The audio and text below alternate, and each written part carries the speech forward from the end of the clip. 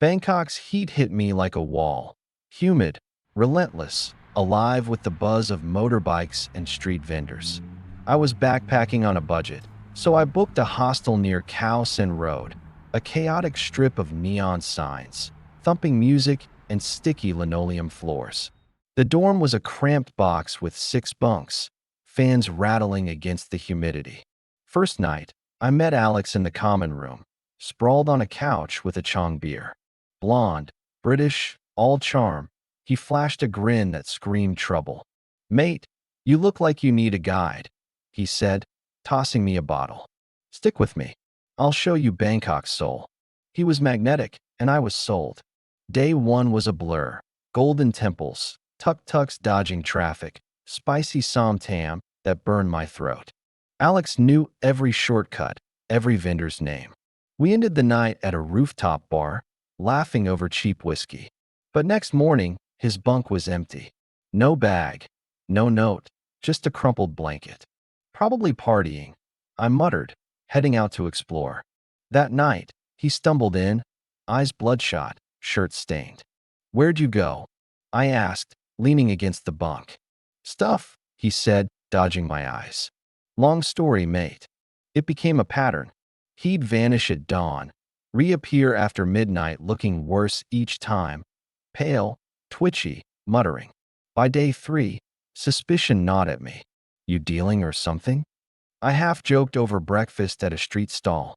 "Nah, just business," he said, too quick, shoveling noodles into his mouth. I didn't buy it. That morning, I followed him. He darted through alleys, glancing over his shoulder like a hunted animal, and slipped into a grimy cafe with tinted windows. I peeked inside. Alex with 2 rough-looking guys, tattoos snaking up their arms, passing a thick envelope of cash. My gut twisted. He was in deep. He caught me outside. "What the hell, man?" he hissed, grabbing my arm, his grip too tight. "What are you doing?" I snapped, yanking free. He sighed, running a hand through his greasy hair. "I owe money. Bad bets. Those guys. I'm working it off." "Working it off how? Drugs?" "What?" "Don't ask," he said, voice low. "Just stay out of it, yeah?" "Stay out?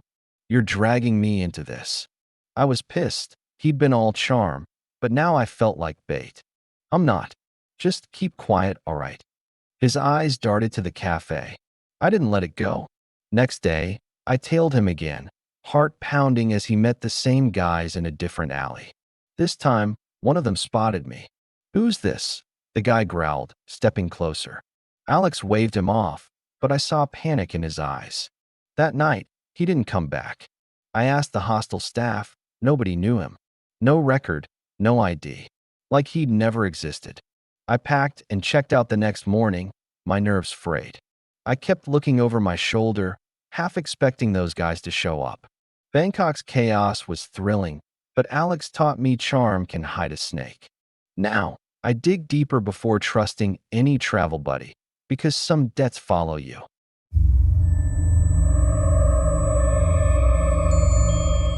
Edinburgh's fog-wrapped streets and looming castles were a siren call for a skeptic like me. I don't buy ghost stories, but the city's haunted reputation was too intriguing to resist.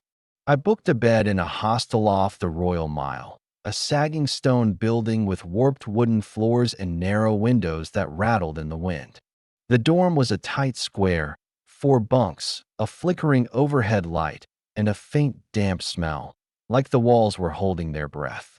First night, I collapsed after a day of climbing Arthur's Seat and sipping whiskey in dimly lit pubs, the city's gothic charm sinking into my bones. Second night, I woke to a soft sound in the darkness, a whisper, barely audible, like a sigh against my ear. I chalked it up to the wind, this old place groaning under centuries of weight. I rolled over, pulling the thin blanket tighter, and slept. But the next night, it was unmistakable, sharp and close. "Leave." I jolted upright, heart slamming against my ribs, fumbling for my phone's flashlight. The beam swept the room. Empty, door locked, bunks untouched except mine. My laugh was shaky. Jet lag, I told myself, or too many ghost tours. But the air felt wrong, heavy, like someone stood just beyond the light. Day 3, I leaned into Edinburgh's darker side. I toured the claustrophobic underground vaults, where guides spun tales of plague victims and restless spirits. At Greyfriars Kirkyard, I wandered among weathered tombstones, half smirking at the city's obsession with the supernatural. Back at the hostel, the vibe shifted. The other guests, backpackers swapping stories over instant coffee, were fine, but the staff dodged my questions about the building's past. Old prison site. The receptionist, a wiry woman with tired eyes, finally said, "Inmates died here. People hear things sometimes." Her smirk didn't match her tense fingers. I scoffed. I don't believe in ghosts. That night, the whispers came again, louder, insistent. "Get out." Shadows seemed to writhe on the stone walls, curling like ink in water. I stayed up, flashlight in one hand, phone recording in the other. At 3 a.m., I played back the audio, a low, clear get out cut through the silence. My skin crawled. I tried rationalizing. Faulty pipes, a prank, but my gut knew better. The next day, I was jumpy, distracted during a visit to Edinburgh Castle. Every creak, every shadow had me on edge. I asked another guest, a Dutch guy named Lars, if he'd heard anything. He hadn't, but his uneasy glance told me he felt the same weight in the room. On the fourth night, I barely slept, knife under my pillow, phone recording. The whispers grew layered, a chorus of low voices overlapping in a hum that buzzed in my chest. Playback caught a new phrase. "Not yours." Not my what? The bed? The hostel? I packed at first light, hands trembling. The receptionist handed me a rusted iron key as I checked out. "Found this under your bunk," she said, frowning. "Wasn't there yesterday." It was heavy, cold, like it belonged to a long-dead lock. I hadn't seen it before, and neither had Lars. I left for the train station, the key burning a hole in my pocket. Halfway there, I tossed it into a bin, convinced it didn't belong in this world. The city's fog clung to me, and I swore I felt eyes. Unseen, unexplainable, watching my back. I still don't buy ghosts, but I don't challenge whispers anymore.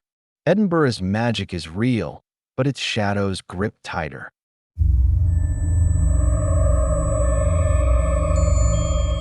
After a grueling year of deadlines and heartbreak, I craved escape.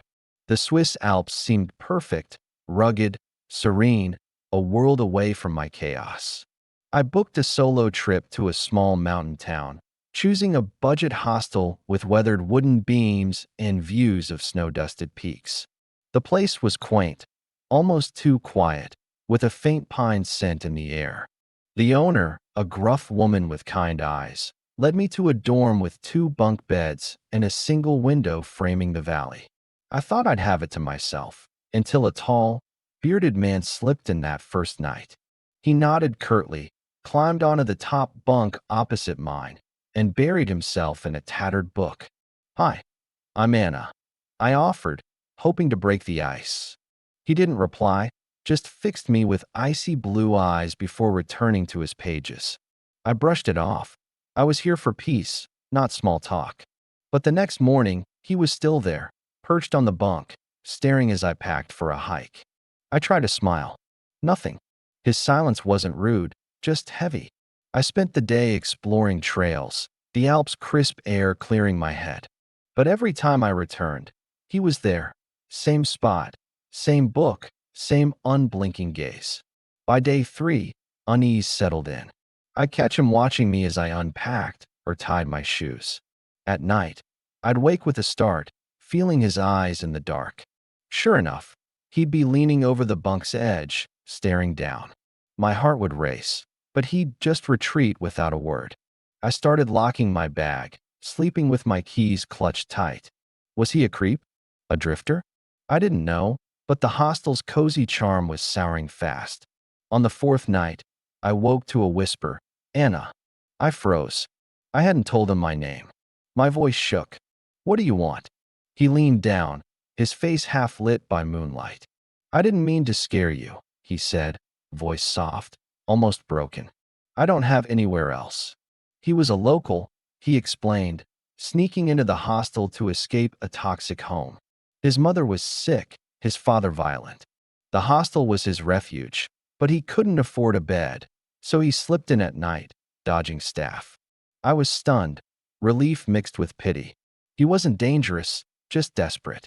I offered to pay for his stay or connect him with help.